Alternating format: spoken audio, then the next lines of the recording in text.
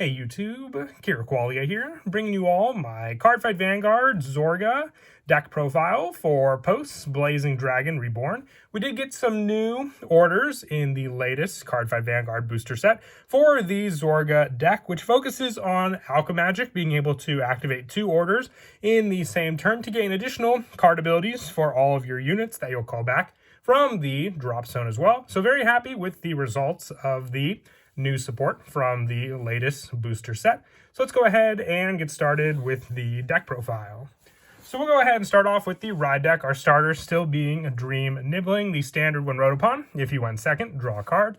Our grade 1 is Rancor Chain, a very useful grade 1 for the Vanguard skill of once per turn. You can Soul Blast 1, draw 2 cards, choose up to 1 card from your hand, and discard it. If you did not discard, choose 2 cards from your hand and discard them.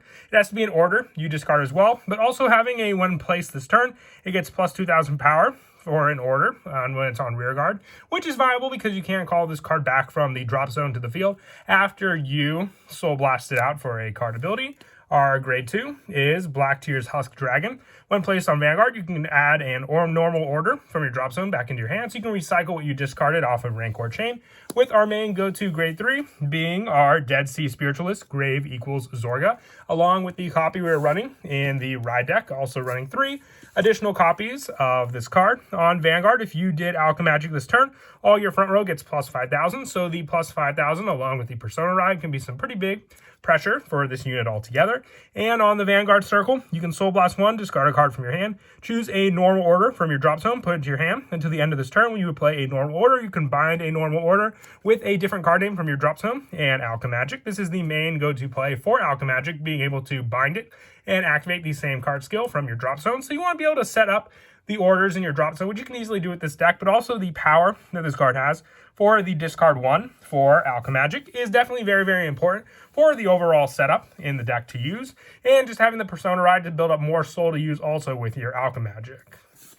For the other grade 3s, I'm also running 2 copies of Roaming Prison Dragon. This card adds power for the drop zone. When you play a normal order, you can call it to rear. If you called and perform one of the following, if it was Alchemagic, you could perform all of them.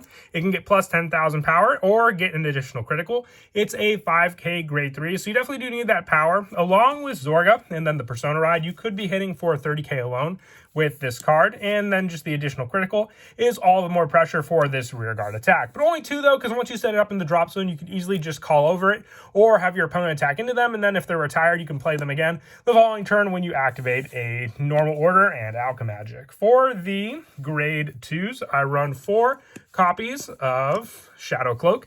When this unit is placed on rear from hand, search your deck for up to 1 order card, reveal it, and put it, and if your drop zone does not have a card with the same card name as that card, discard the revealed card and shuffle your deck. And on rear, when you play an order, you can Soul Blast 1 and it gets plus 5,000 until the end of turn. If it was Alchemagic, choose one of your other rear guards and you may return it to hand. So this is just more setup for the drop zone, being able to set up different order names, which we are running a lot of 1 of, so running 4 Shadow Cloak can at least give you setup with this unit and then additional power and recycle back to your hand to use again the following turn.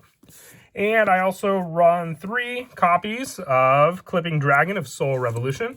More of the setup, if you Alchemagic, you can put it into your soul at the end of the turn to countercharge 1. So building up your soul and also giving you a countercharge, because you will counterblast for quite a bit in this deck altogether. You can use some other cards to get around the counterblasting, like Rogue Headhunter, but still very viable for the soul buildup also using this card. With the last grade 2 being 2 Proud Pollen, this card gives you a token, being able to call 2 plant tokens. This is so you have some back row rear guard boosting if you don't have any of the orders to set up other cards onto the field.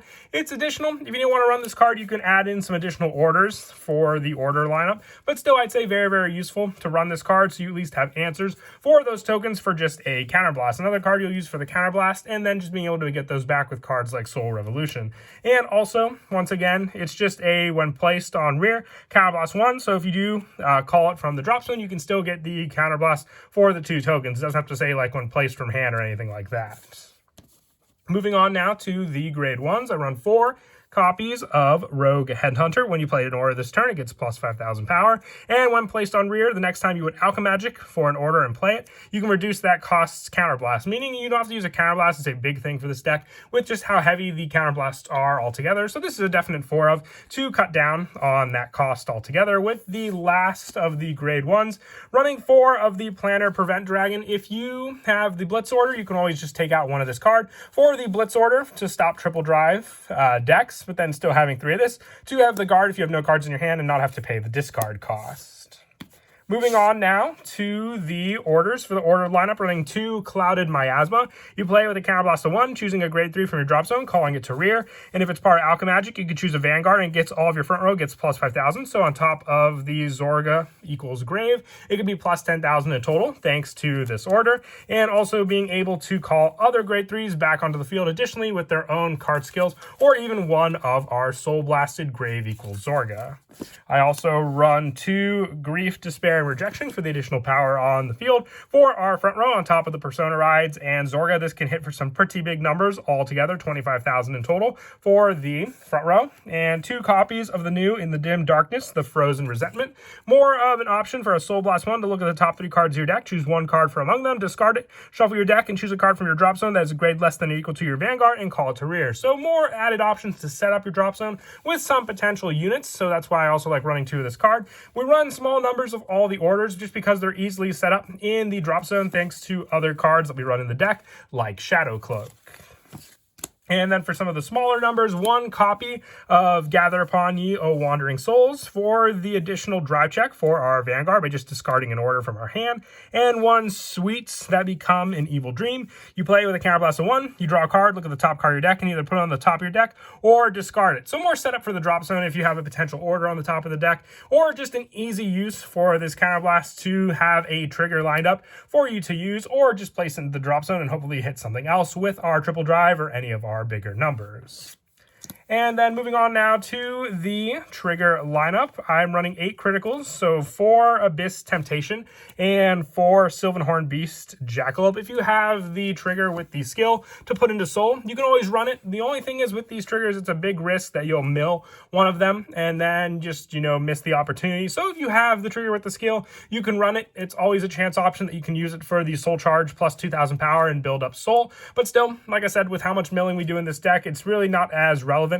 And you can most of the time do miss some of those chances that those triggers will provide. And I'm also running 3 Lena, the draw trigger with the 5k shield. Now, this is just additional guard option, but also the fronts aren't as used just because we have the order options and the power that Grave equals Zorga and the Persona Ride can provide, and we just need the hand consistency, so that's why I'm running 3 copies of this card, with the last being the heal trigger, so 4 copies of LG Pixie. If you wanted to run the ability triggers in the deck as well, you could put them in as an add option. The one reason, just going like the critical triggers, is a chance you could mill the 1, so it doesn't really play as much and you just miss that opportunity with that card for the mill. So it's all player preference at that point also. With the last card being the over trigger, just the Bless Favor. One thing I really do like is just to check before you mill using the 1 order with an Evil Dream to see if your over trigger's coming up, so you know if you want to avoid milling the top card of your deck or not thanks to this card.